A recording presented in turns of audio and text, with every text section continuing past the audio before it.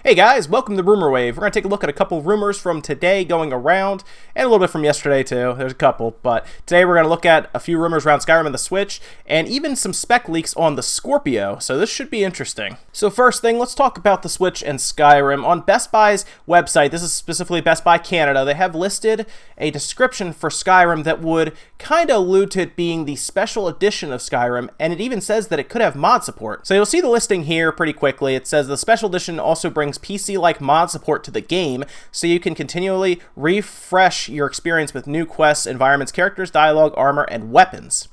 That right away pretty much tells us it would be the special edition version, and which is interesting because we've had some reports saying that it's not, that it might be a port from the 360 or the PS3 version, and now we're hearing possibly that it's the special edition version with mod support. And honestly, the mod support on the PS4 was not very good. They didn't let you use any outside mods. They limited you, I think, to a gig of storage for mods. And this is good because Nintendo could potentially give Bethesda the open door to do whatever they want with mod support. And it's possible that just from that alone, the Switch could end up being better than the PS4 version only because mod support could be better. And this is, of course, assuming that mod support is even a thing. This is just a Best Buy Canada website. This is not Nintendo saying this, so we really won't know until we either have the game in our hands later on this year, or Nintendo or Bethesda themselves come out and say, yes, mod support is a thing, yes, it's the special edition, and yes, it's going to have more mod support than the PS4, but this at least gives us an idea that even retailers either are not sure, or maybe they got like a special pamphlet or something for how to get pre-orders from people by explaining these features to them. Next rumor comes from Microsoft and their Scorpio. Now, this is not the spec leak, this is something else.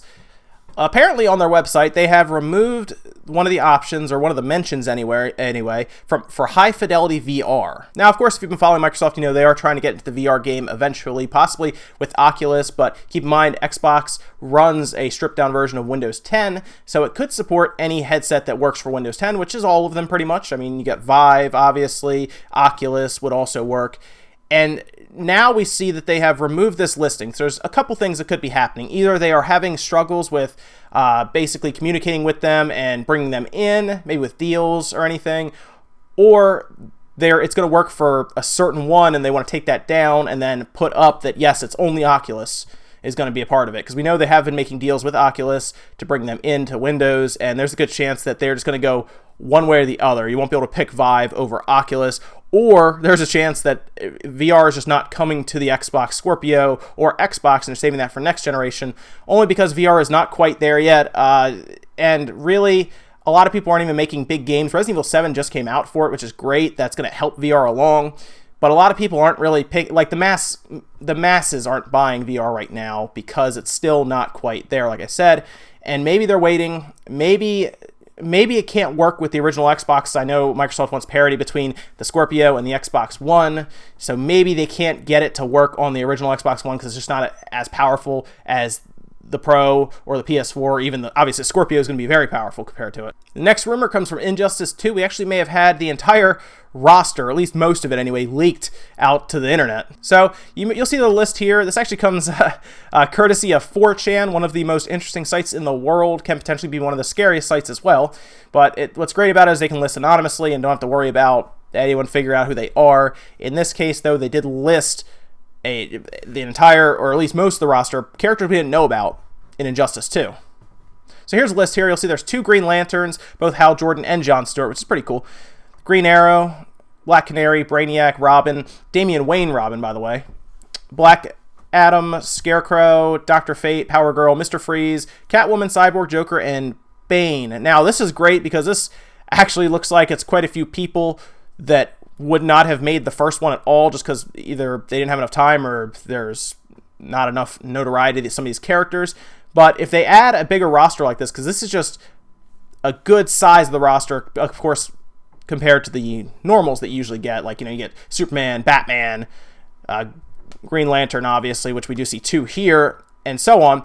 But this is great just because it's going to increase the roster. Of course, if this is correct anyway, this might not be correct. And Justice 1 was actually a lot of fun. I really liked the story mode. And looking at these characters here that are possibly leaked, I like the idea that they could potentially really just blow up the story mode with a ton of secondary characters like this and really get in depth with it. I'm very excited if this leak is correct. I'm very excited to see how the story will unfold, because the first one, like I said before, you can go on YouTube and watch the entire thing, and it's one of the coolest things to watch. It's like watching an entire movie. You just go back and just sit down for a couple hours and just watch a whole movie, and the Injustice story mode actually functions just like a cinema. You can sit down and watch it like a whole superhero movie. This is the big leak I wanted to talk about. It's for Project Scorpio. Specs supposedly were leaked out. Digital Foundry got a hold of what they call white papers. Apparently that's papers that are sent from Microsoft to developers, just going over some stuff they can expect from the Scorpio that they can start programming with. Fortunately, the Xbox One and the PS4 are so close to PCs, you don't really even need a dev kit. You just build a really strong PC and you could program on that. But they had to introduce to them that there will be no ESRAM for the Scorpio, because that was a big component in the Xbox One and what really helped it make up for its very slow memory. If you weren't aware, the Xbox One was using a slower DDR3 RAM compared to the PS4 using GDDR5 RAM, which was much faster, and that's why you always had that weird distinction where Xbox One would get ragged on because it's using 900p, whereas the PS4 was using 1080p. Well, Microsoft tried to make up for the DDR3 by adding something called ESRAM, which is very fast RAM that is located on the actual die of the GPU, CPU, APU combo. The Xbox One had something like 32 megs of ESRAM, which isn't a lot, obviously, considering next to the chip you have 8 gigs of DDR3, but it did help out. You could usually dump like small files in there, and it would help resolution occasionally. Like sometimes when developers would actually use it well, you would get things like 1080 on Forza, things like that. But the problem was when third-party developers developed for both, they made it one way, which was for the PS4, where it had access to high-speed RAM all the way around, and then they had to bring it back to the Xbox One and realize that the ESRAM was not going to make up for all of it, so they always dropped the resolution down to 900p just to help out, and then, of course, upscale it to 1080p. So Microsoft has made the good decision to get rid of ESRAM completely. It makes it so much easier. This also tells us that the Scorpio is not going to have DDR3 RAM. I don't think any of us thought it would, because it's going to try 4K. It's going to have GDDR5 RAM. Of course, the big leak for a while ago was that it will have 12 gigs of RAM, which is a lot of RAM to put into a system.